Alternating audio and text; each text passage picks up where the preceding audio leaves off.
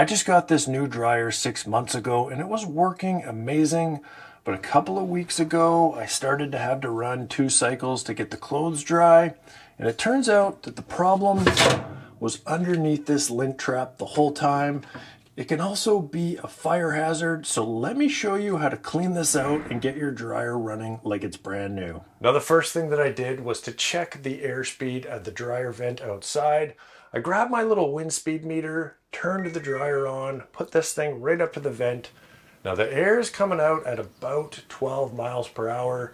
That doesn't mean much now, but wait till I show you what it is at the end of the video after we do the cleaning. The next thing that I did was I pulled out my lint trap and I just gave it a good vacuum off with the shop vac and a crevice tool, just getting it all clean all around the edges. And then I had a look down in the cavity below and yikes, that is a haunted house down there. That is gross. There's all kinds of lint buildup and that's definitely restricting the airflow.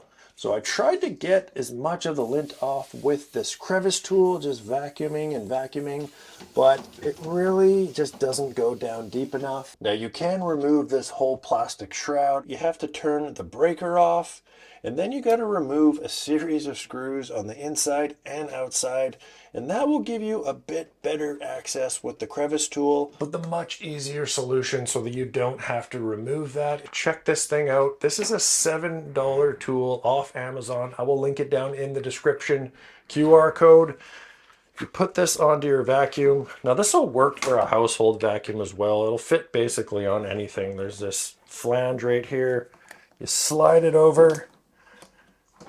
And now you're getting into those deep crevasses, and yeah, just check out the action here.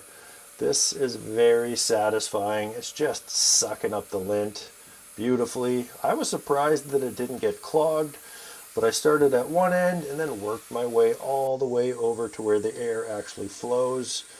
And yeah, that is one of the more satisfying things that I've ever done in my entire life. And the kit also comes with this giant pipe cleaner, so any of those little bits that are stuck to the metal, you just jam that thing in there and agitate them off and they'll vacuum right up. This thing is also perfect if you ever wanted to get down beside the seat of your truck or your car. It's a beautiful attachment. It's $8. Everyone should own one of these little babies. Now check out everything that came out of this cavity. This is a lot of lint and it is disgusting.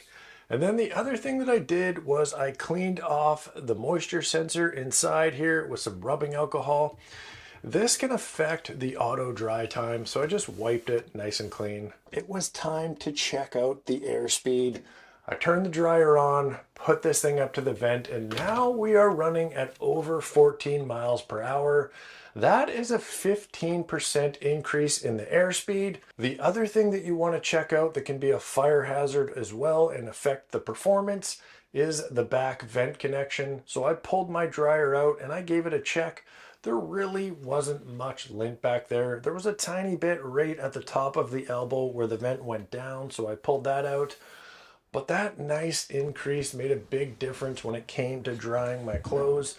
Now all of a sudden I can just push the button once and at the end of the cycle the things are dry. And hey, if you want to turn your shop vac into the handiest tool that you own, go ahead and check out this video right over here. Live in my house? Yeah.